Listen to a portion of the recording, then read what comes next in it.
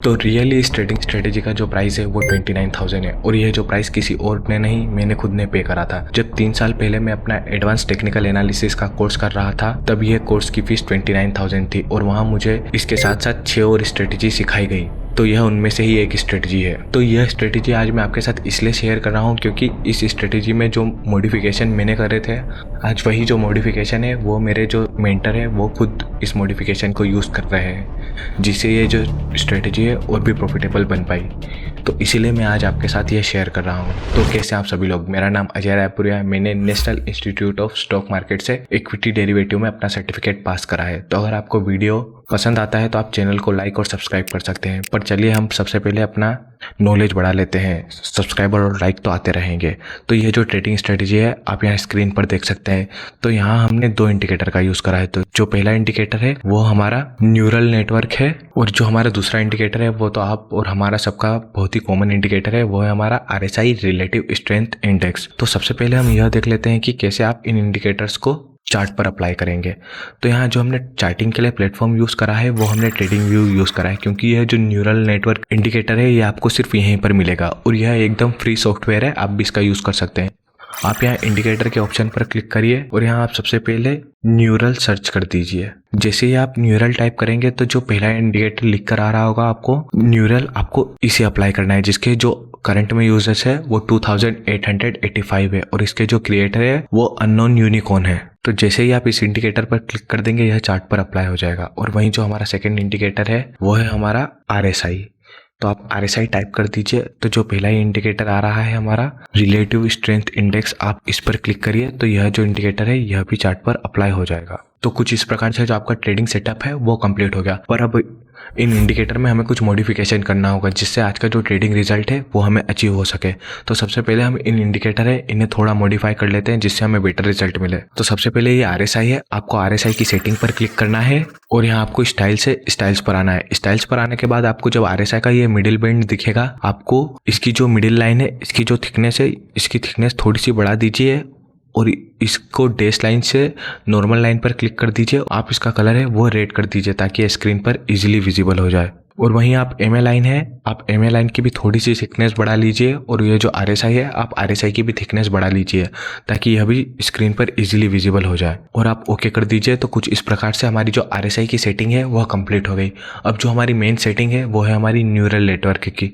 आपको इसकी भी सेटिंग पर क्लिक करना है और यहाँ पर आपको सबसे पहले स्टाइल्स पर आना है। आप स्टाइल्स पर क्लिक कर देंगे। स्टाइल्स पर क्लिक करने के बाद जो यहाँ पर एक ऑप्शन दिख रहा है EMA 200, यह ऑप्शन अनक्लिक है। तो आप इस पर टिक करिए और इसे क्लिक कर दीजिए, मतलब इसे इनेबल कर दीजिए। तो यह चार्ट पर इनेबल हो जाएगा। और वहीं आपको स्क्रॉल डाउन करना है और यहाँ जो लास्ट में 4 ऑप्शन दिख रहे हैं, टेबल, ट्रेड्स, सिग्नल और क्वांटिटी, आप इन सबको अनक्लिक कर दीजिए। और वहीं जो आपका लास्ट में 2 और ऑप्शन दिख रहे होंगे आपको, लेबल ऑन प्राइस स्केल और वैल्यू इन स्टेटस लाइन, आप इन दोनों को भी अनक्लिक कर दीजिए और उसके बाद आप ओके कर दीजिए। जैसे ही आप ओके कर देंगे तो कुछ इस प्रकार का आपको क्लीन सेटअप मिल जाएगा। तो इस प्रकार से आपका जो ट्रेडिंग सेटअप है वो तो अचीव हो गया।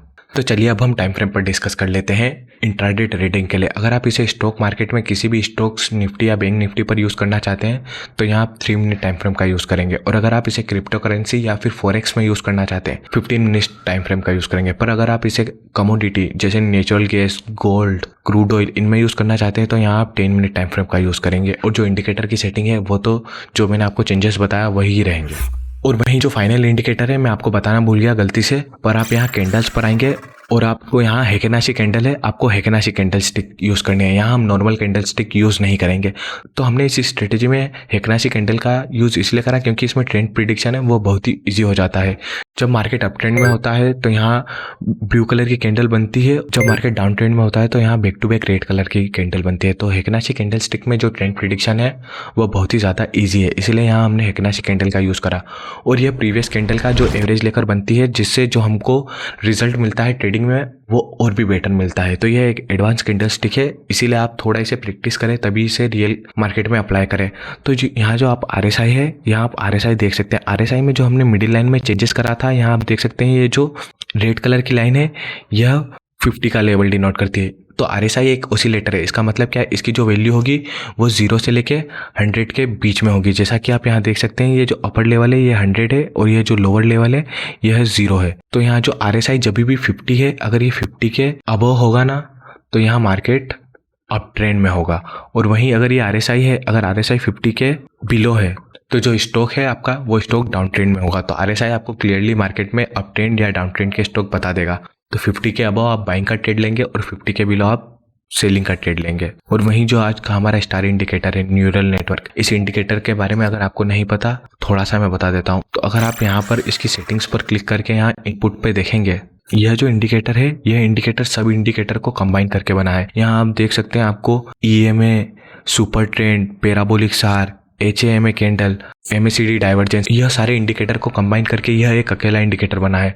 तो इसलिए यह इंडिकेटर है इतना प्रॉफिटेबल है, क्योंकि यह जो इंडिकेटर है ये आपको मल्टी कन्फर्मेशन ट्रेड प्रोवाइड करेगा। तो यह जो इंडिकेटर है इसे हम सिंपली इस तरीके से यूज करते हैं। यहाँ पे आप दो चीजें देख सकते हैं। पहले आप यहाँ HAMA लाइन देख सकते हैं और दूसरा आप यहाँ देख सकते हैं एक मिडिल लाइन देख सकते हैं। तो यह जो मिडिल लाइन है ये 200 पीरियड का एक्सपोनेंशियल मूविंग एवरेज है और ये जो HAMA लाइन है यह बहुत सारे EMA है, इन सब EMA को कंबाइन करके बनाया गया है। तो यह जो हमारा न्यूरल नेटवर्क है इसे हम कुछ इस तरीके से यूज करते हैं कि अगर जो ये HAMA है अगर ये ब्लू कलर का है और साथ ही साथ ये जो हमारा सेकंड मूविंग एवरेज है अगर ये भी ब्लू कलर का है और अगर प्राइस इसके ऊपर ट्रेड कर रही है तो यहाँ से आप बाइंग का ट्रेड लेंगे और इसका ही अपोजिट सेलिंग में होगा। अगर ये जो हमारा मूविंग एवरेज है अगर ये भी रेड कलर का है और साथ ही साथ ये आपका HAMA है ये भी रेड कलर का है और अगर प्राइस इसके नीचे ट्रेड कर रही है तो यहाँ से आप सेलिंग के ट्रेड लेंगे।